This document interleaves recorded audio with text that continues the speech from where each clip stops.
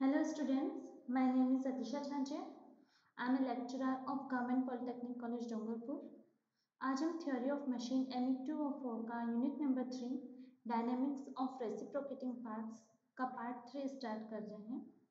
आज जो हम टॉपिक कवर कर रहे हैं वो है 3.2 turning moment diagram, 3.3 fluctuation of energy and speed.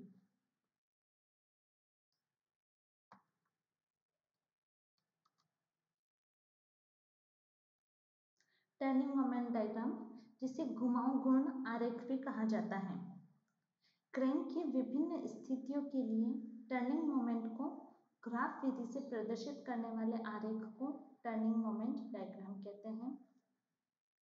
इस आरेख में क्रैंक कोण को आप इस डायग्राम में देख सकते हैं। जैसे ये मैंने डबल एक्टिंग स्टीम इंजन का डायग्राम बनाया है, टर्निंग मोमेंट डायग्राम।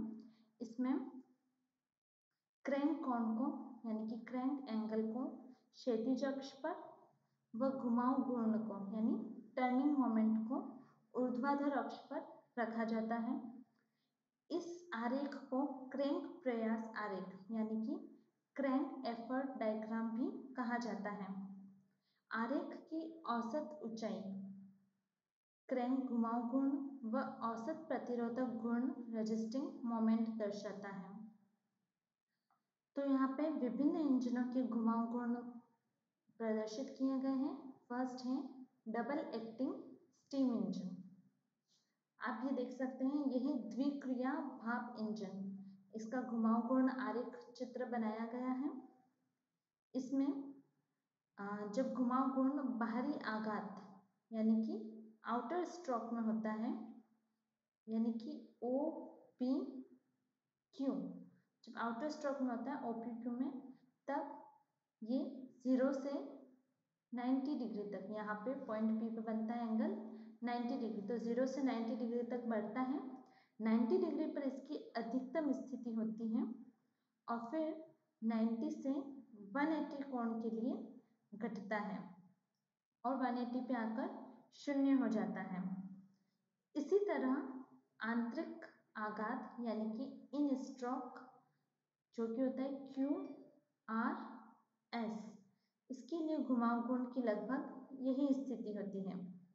180 पर शून्य व अगले 90 डिग्री पर ये बढ़ता है और फिर अधिकतम हो जाता है पॉइंट R पर और फिर अगले 90 डिग्री के लिए ये फिर से घटता है और 360 पर आकर शून्य हो जाता है।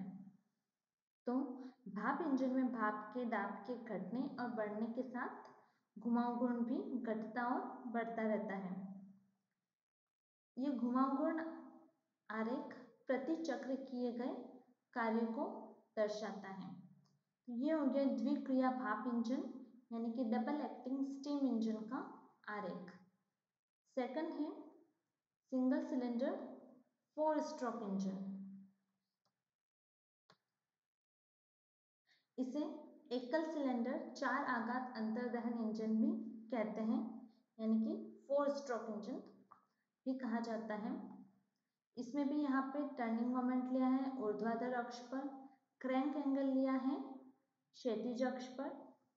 लेकिन यहाँ पे क्या, इसमें क्या डिफरेंस है, 4 आघात अंतर्दहन इंजन में क्रैंक के 2 चक्र होते हैं, इसलिए यह 2 चक्र के लिए खींचा जाता है। इन 2 चक्रों में 4 आघात होते हैं। फर्स्ट है 0 to पाई चूषण यानी कि सक्शन आघात, फिर है पाई टू 2 पाई संपीड़न यानी कि कंप्रेशन आघात, फिर है 2 पाई टू 3 पाई वर्किंग कार्यकारी आघात और फिर 3 पाई टू 4 पाई है निकास चक्र।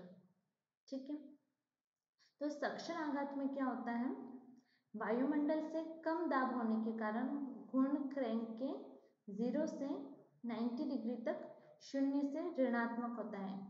इस लाइन से जो नीचे की तरफ जो आपको आरेख दिखेगा वो है ऋणात्मक, ये ऋणात्मक, ये ऋणात्मक, ये ऋणात्मक, ये पॉजिटिव, ये पॉजिटिव और ये पॉजिटिव। ठीक है, तो 0 से 90 डिग्री के यहाँ पे है 90 डिग्री का, तो यहाँ पे वायुमंडल से कम दाब होने के कारण 0 से ऋणात्मक होता है और फिर 90 डिग्री से 180 डिग्री तक वापस 0 से धनात्मक होता है। संपीड़न आघात में क्या होता है? गैसों के संपीड़न के कारण गैसों पर कार्य होता है, इसलिए घुमाव गुण ऋणात्मक होता है। ठीक है, तो ये क्या हो गया? नेगेटिव। फिर क्या होता है? कार्यकारी आघात में ईंधन जलता है और इसके प्रसार से गैसों द्वारा कार्य किया जाता है, जिससे घुमाव गुण धनात्मक होता है। तो 2 पाई टू 3 पाई कार्यकारी स्ट्रोक है और ये धनात्मक है। निकास आघात में गैसों पर कार्य होने के कारण यह ऋणात्मक होता है। इस तरह घुमाव गुण का विभिन्न क्रैंक की अलग अलग पोजीशन पे अलग अलग टर्निंग मोमेंट का मान आता है। तो ये हमने पढ़ा सिंगल सिलेंडर 4 स्ट्रोक इंजन का टर्निंग मोमेंट डायग्राम।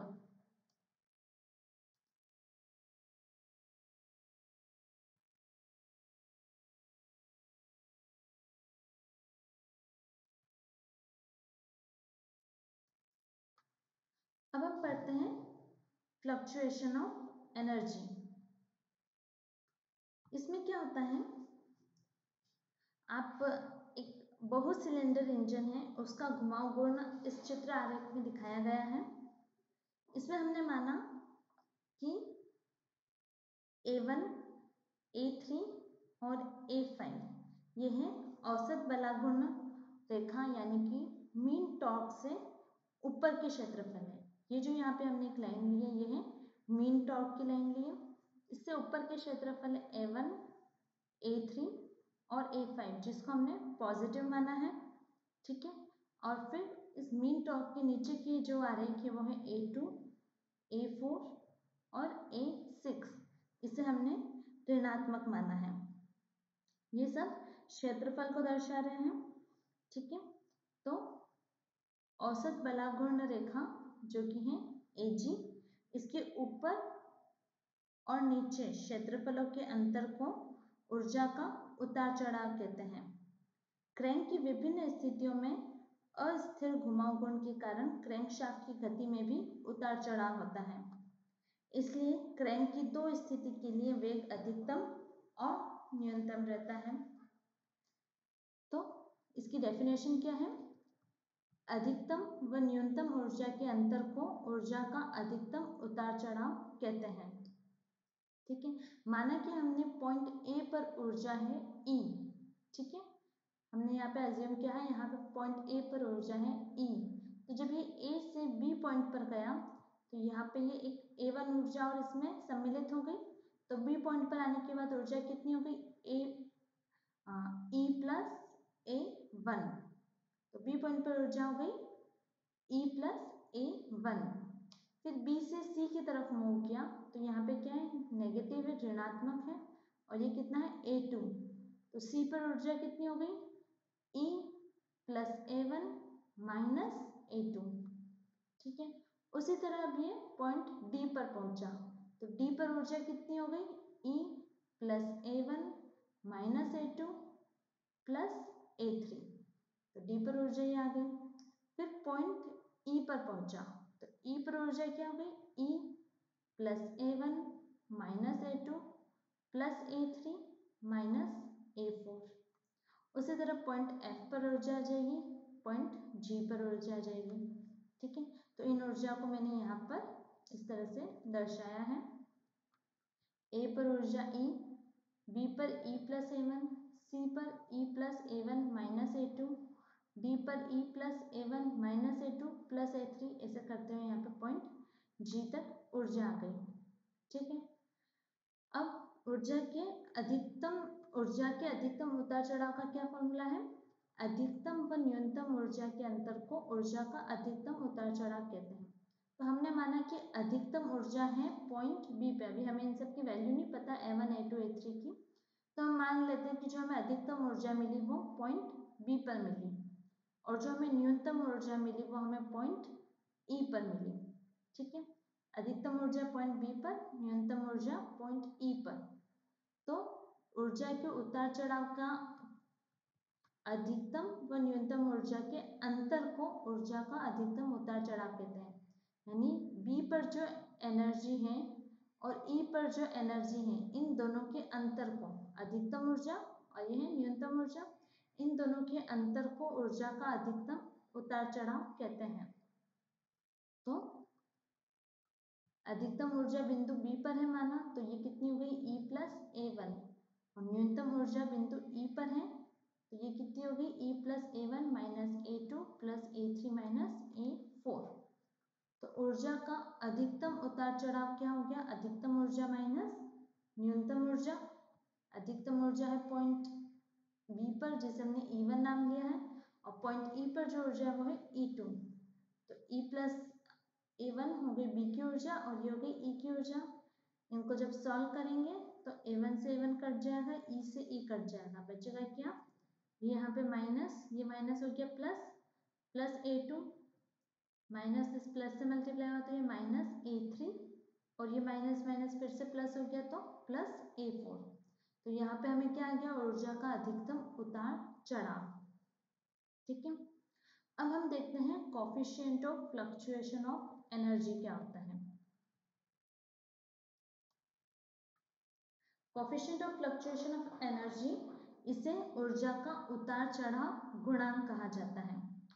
ऊर्जा का अधिकतम उतार चढ़ाव यानी कि मैक्सिमम फ्लक्चुएशन ऑफ एनर्जी एवं क्रैंक द्वारा एक चक्र में किया गया कार्य का अनुपात ऊर्जा का उतार चढ़ाव गुणांक कहलाता है।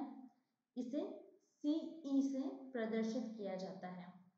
ठीक है, तो ऊर्जा का अधिकतम उतार चढ़ाव यानी कि E1 माइनस E2 और एक चक्र में किया गया कार्य वो है वर्क डन, इन दोनों का अनुपात जो है वो कहलाता है coefficient of fluctuation of energy, जिसे CE से प्रदर्शित किया जाता है।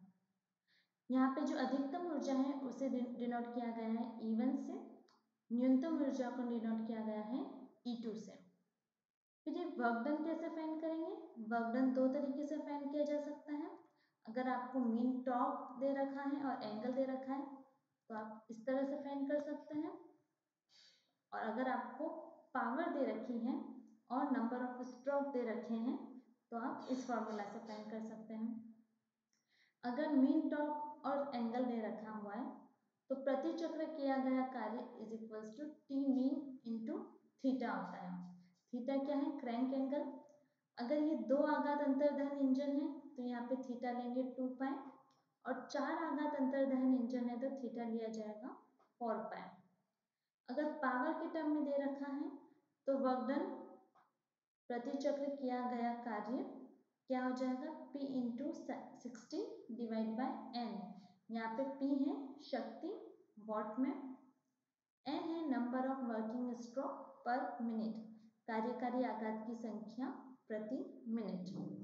अगर ये 4 स्ट्रोक इंजन है तो जो कार्यकारी आघात की संख्या दे रखी है उसे डिवाइड बाय 2 करेंगे, और अगर ये 2 स्ट्रोक इंजन है तो जितनी दे रखी है आघात की संख्या वो ही N की वैल्यू होगी, तो उसे हम यहाँ पे पुट कर देंगे और यहाँ से वर्क डन फाइंड हो जाएगा। ठीक है, तो ये हो गया coefficient of fluctuation of energy. ठीक है, नेक्स्ट पढ़ते हैं coefficient of fluctuation of speed. Crankshaft के अधिकतम व न्यूनतम वेग के अंतर को मैक्सिमम फ्लक्चुएशन ऑफ स्पीड या फिर वेग का अधिकतम उतार चढ़ाव कहते हैं। वेग का अधिकतम उतार चढ़ाव एवं औसत वेग के अनुपात को coefficient of fluctuation of speed यानी कि वेग का उतार चढ़ाव गुणांक कहते हैं। वेग का उतार चढ़ाव क्या होता है, maximum speed minus minimum speed, और वेग का उतार चढ़ाव गुणांक क्या होता है, मैक्सिमम उतार चढ़ाव को डिवाइड कर लो औसत वेग से। ठीक है, तो यहाँ पे इसे CS से दर्शाते हैं, coefficient of fluctuation of speed को दर्शाते हैं CS से। तो CS इज इक्वल्स टू वेग का अधिकतम उतार चढ़ाव यानी कि N1 minus N2 divide bye औसत वेग यानी कि N। तो C S equals to n1 minus n2 divide by n, या फिर omega 1 minus omega 2 divide by omega.